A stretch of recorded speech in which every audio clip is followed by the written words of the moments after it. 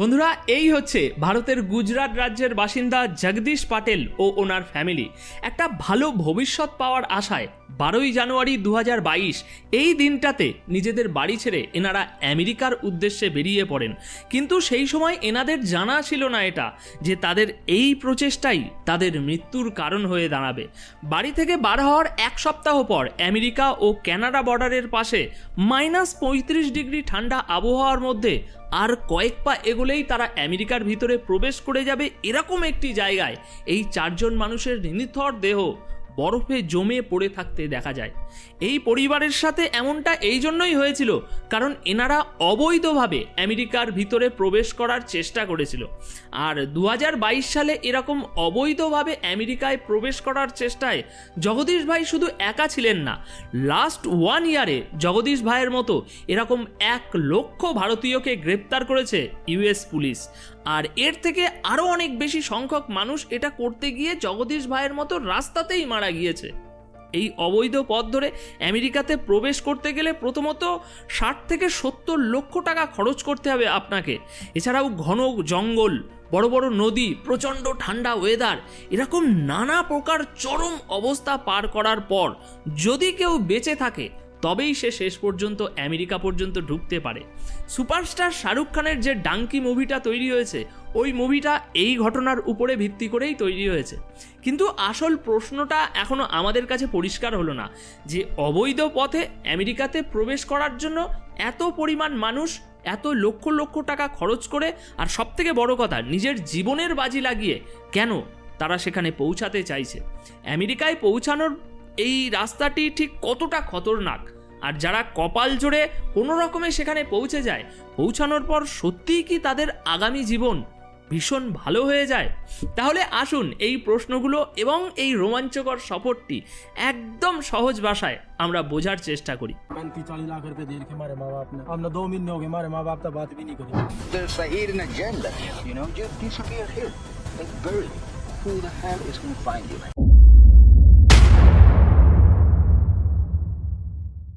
বন্ধুরা, এই বিষয়টা কতটা সিরিয়াস সেটা বোঝার জন্য চলুন কিছু শকিং ডেটা ও ফ্যাক্টস আপনাদের সামনে তুলে ধরছি।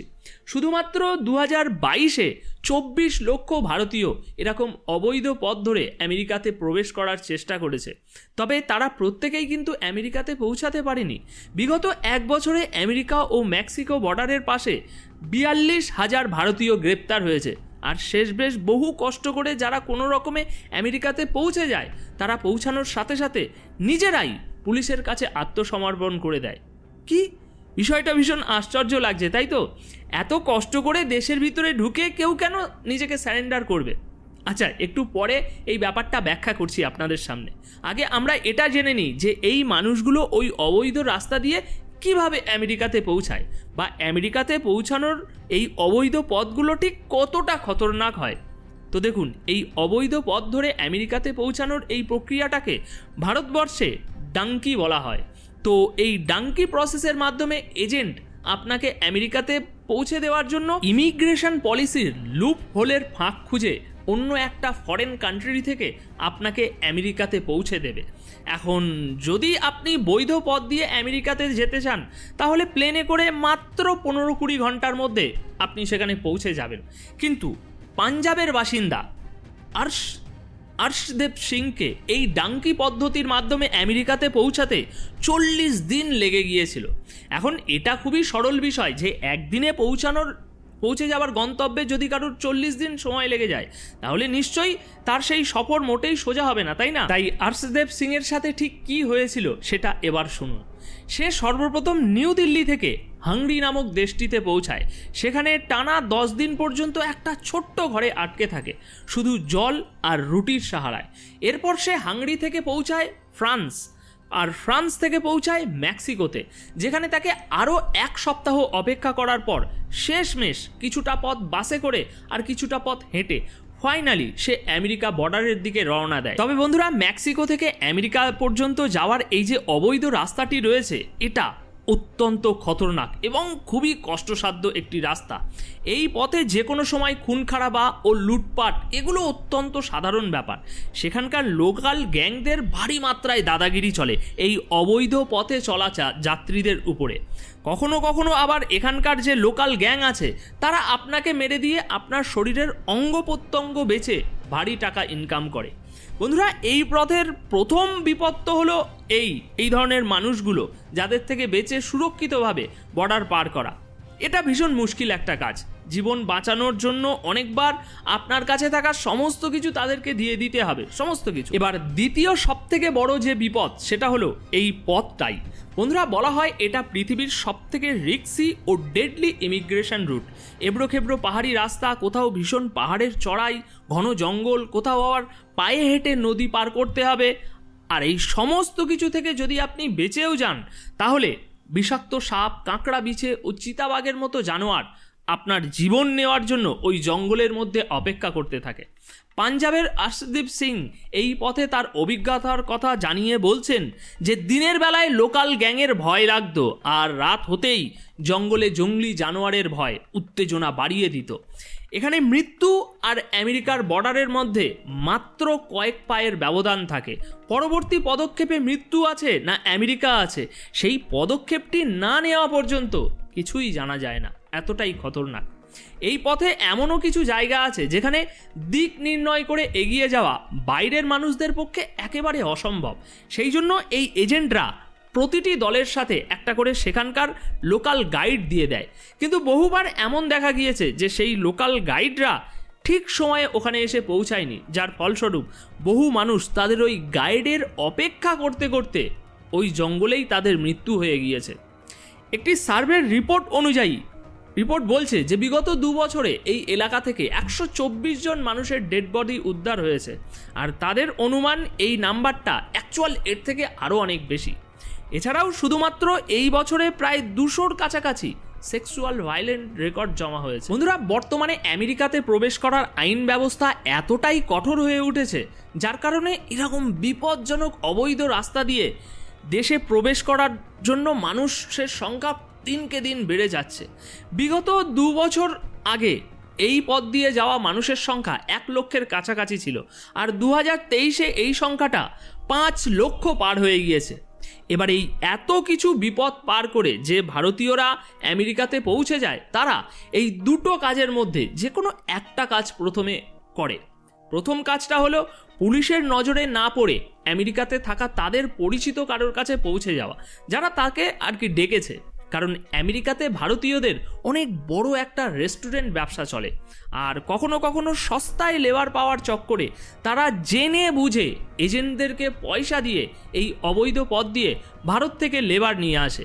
আর এইভাবে সেখানে যাওয়া ভারতীয়রা তাদের মতনই আরও যে ভারতীয়রা সেখানে আছে তাদের সাথে খুব সহজেই মিশে যায়, আর পুলিশের নজরে না এসে বছরের পর বছর আমেরিকাতে কাজ করতে থাকে। এবার দ্বিতীয় যে পদ্ধতিটি হলো সেটা হলো তারা বর্ডার ক্রস করে আমেরিকাতে প্রবেশ করতেই পুলিশের কাছে আত্মসমর্পণ করে নিজেই নিজেকে গ্রেপ্তার করিয়ে দেয়, যেটা প্রথমে বললাম। আর এই পরিস্থিতিতে সরকার বাধ্য হয়ে ওই মানুষগুলোকে রিফিউজি ক্যাম্পে রাখতে বাধ্য হয়, কিছু করার নেই। এরপর তারা ইমিগ্রেন্ট অ্যাসাইনমেন্ট বলে একটি বিষয়ের জন্য আবেদন করে। যদি তারা অ্যাসাইনমেন্ট পেয়ে যায় তাহলে তারা প্রমাণপত্র না থাকা প্রবাসী থেকে প্রমাণপত্র থাকা প্রবাসী হয়ে ওঠে আর আমেরিকার সুযোগ সুবিধা ব্যবহার করার অনুমতি পেয়ে যায় তখন। তবে এই অ্যালাইজমেন্ট জিনিসটা পাওয়া এতটাও সহজ নয়। এর জন্য তাদেরকে আমেরিকান কর্তৃপক্ষদেরকে যথেষ্ট বৈধ একটা কারণ দেখাতে হয় যে তারা আমেরিকাতে কেন এসেছে, কী জন্য এসেছে। তো সেক্ষেত্রে সবাই সাধারণত যে বাহানাটা দেখায় যে আমাদের দেশে আমাদের গভর্নমেন্টের দিক থেকে আমার ভীষণ বিপদ আছে, যদি আপনারা আমাকে ফিরিয়ে দেন তাহলে তারা আমাকে জানে মেরে দিতে পারে। আর এক্ষেত্রে গভর্নমেন্ট তাদেরকে ইজিলি অ্যাসাইনমেন্ট দিয়ে দেয় যদি কর্তৃপক্ষের মনে হয়ে থাকে যে আসলেই সে সত্যি কথা বলছে। আর যদি কর্তৃপক্ষের মনে হয়ে থাকে যে সে মিথ্যে বলছে তাহলে তাকে তৎক্ষণাৎ সেখান থেকে বিতাড়িত করে দেয়। আর বন্ধুরা, ঠিক এইভাবেই ভারত থেকে এই ডাঙ্কি নামক অবৈধ রাস্তা দিয়ে আমেরিকাতে প্রবেশ করা প্রবাসীদের যাওয়ার গল্পটা শেষ হয়ে যায়। এখন সবশেষে যে প্রশ্নটা আপনারা আমাকে করতে পারেন যে ভাই অনুপ, মানুষ তাদের দেশ ছেড়ে আমেরিকাতে কেন যেতে চাইছে। একজন সিঙ্গেল মানুষকে এইভাবে আমেরিকা যেতে 40 থেকে 50-60 লক্ষ টাকা খরচ পড়ছে। আর যদি সেটা একটা ফ্যামিলি, 4 জনের একটা ফ্যামিলি হয়, তাহলে সেখানে 1.5 থেকে 1.5 কোটি টাকা খরচ পড়বে। তাহলে সেই মানুষদের কাছে যদি এত পরিমাণ টাকা থেকে থাকে, তাহলে তারা এত বিপদ মাথায় নিয়ে কেন আমেরিকাতে যেতে চাইছে?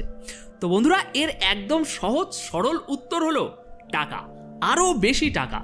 আমেরিকাতে একটা ছোটোখাটো সাধারণ কাজের মাইনেও $7 প্রতি ঘন্টায়।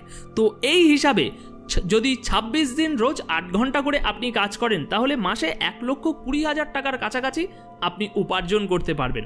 মানে আমেরিকাতে আপনি এক মাসে যে টাকাটা আয় করবেন, ভারতে থেকে সারা বছর লেগে যাবে আপনার সেই অঙ্কের টাকাটা উপার্জন করতে।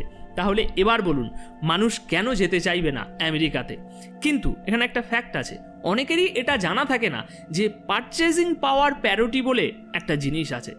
ভারত থেকে আমেরিকাতে যেমন 4 গুণ টাকা বেশি আয়, আমি মানলাম, তেমনই ওখানে থাকতে ও খেতে ভারতের থেকে 4 গুণ টাকা বেশি খরচ হয়। আর এই যে বাড়তি ইনকামটা, তার বেশিরভাগটাই ওখানে খরচ হয়ে যায়। কিন্তু এইসব বিষয়গুলো ওই এজেন্টরা তাদেরকে না বলে, না বোঝায়। আর এই কারণে তারা তাদের জমি বাড়ি বেচে মানুষের কাছে টাকা ধার করে এই পথে 50-60 লক্ষ টাকা খরচ করে ফেলে, এটা না জেনেই যে সেই পয়সাটা তারা ভুল জায়গায় খরচ করছে। এমনকি কিছু কিছু ক্ষেত্রে এর কারণে তার জীবনটাও চলে যেতে পারে। তো বন্ধুরা, এই ছিল ভারতীয়দের অবৈধ পথ ধরে আমেরিকাতে প্রবেশ করার গল্প, যে গল্পটা শাহরুখ খানের ডাঙ্কি মুভিতে আরও ভালোভাবে ফুটিয়ে তোলা হয়েছে। আশা করি পুরো প্রক্রিয়াটা খুব সহজ ভাষায় আপনাদেরকে আমি বোঝাতে পেরেছি। তাই ভিডিওটি যদি ভালো লেগে থাকে, তোই একটা কাজ, একটু লাইক করে দিয়ে যাবেন। আর এই বিষয়ে আপনার কি মন্তব্য? আপনি কি সুযোগ পেলে এরকমভাবে দেশ ছেড়ে যেতে চাইবেন? কমেন্ট বক্সে তা অবশ্যই জানিয়ে যাবেন। অনুপ তাহলে আজ এখানেই বিদায় চাইছে। ফিরে আসছি পরবর্তী এপিসোডে আপনাদের জন্য নতুন কিছু তথ্য নিয়ে।